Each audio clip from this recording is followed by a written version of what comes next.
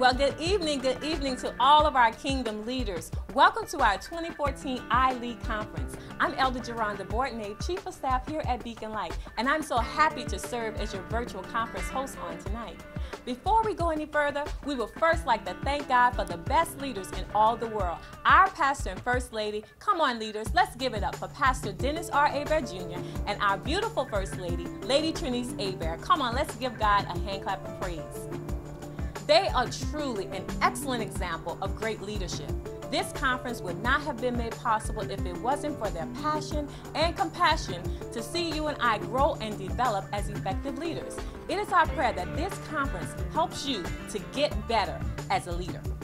We want to provide you with the necessary tools and resources you need to sharpen your ministry and professional and business skills.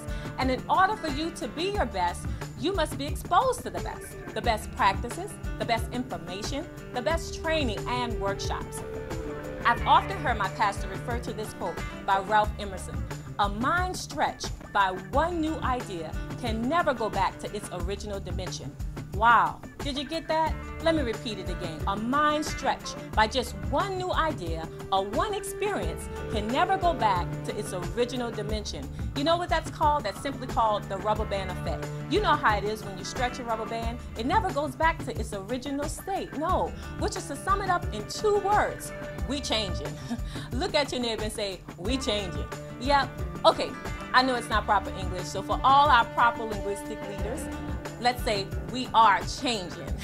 Yes, we are changing, leaders. We're changing the way we're leading in our homes. We're changing the way we lead on our jobs. We're even changing the way we lead in the church, in ministry, and even the way we lead in our community.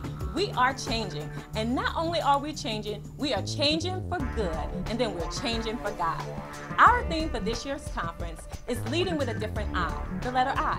In essence, what we're saying is everything different. Yes, everything different on this year.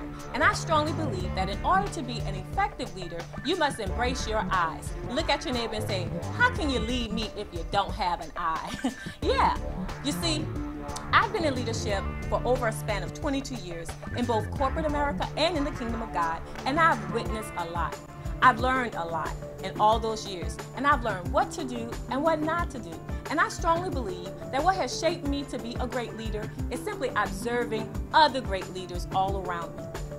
God has favored me, and I have had the awesome privilege of serving some of God's greatest leaders, anointed men and women of God, and they have taught me what I will call my secret little eyes and of becoming an effective leader. And I strongly believe that every leader needs these 5 eyes. The first eye is instinct, God consciousness, to know what to do and when to do it. There's nothing like following a leader who doesn't have a clue on where they're going or even how to get there. So not only is instinct important, but integrity, godly character, doing what you say you're gonna do, when you say you're gonna do it, being a person of your word. And like my mom would say, don't be a double walker or a double talker. See, John Woodson puts it this way. He says, be more concerned with your character than your reputation, because your character is what you really are, while your reputation is merely what others think you are. The other I is intimacy. This is a good one. The power of connecting with people. You have to like people. You can't be an effective leader unless you like people. John Maxwell says it this way: people don't care how much you know until they know how much you care. The other I is intellect. Yes, be competent in your area. Do your due diligence to know all that you can about your skill, about your gift. You must sharpen your gifts. Iron sharpens iron. And then the next I is innovation. Yes, this is a real good one. Be creative. Everybody knows here at Beacon Light, our pastor has been teaching on innovation. This is what Pastor said. He said, don't get stuck in conventionalism, doing things the same way. Look for new ways to lead, meaning get out the box. I just wanted to stop by and drop these secret eyes into your lap. Instinct, integrity, intimacy, intellect, and innovation. If you have these 5 things, you're on your way to doing great things for the kingdom. Don't leave home without them. Hey, there's something I want you to see. Check this out. I'll be right back.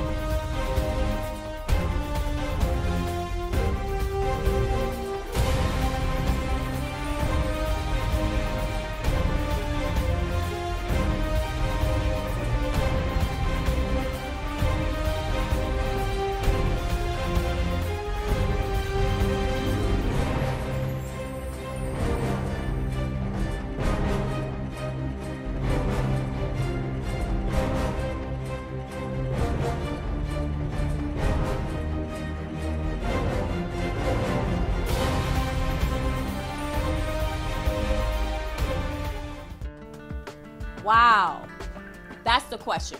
Are you a leader? And allow me to respond by saying, yes, you are. The fact that you're sitting here on tonight lets me know that you have what it takes to lead. I hope those nonverbal messages have gotten you stirred up.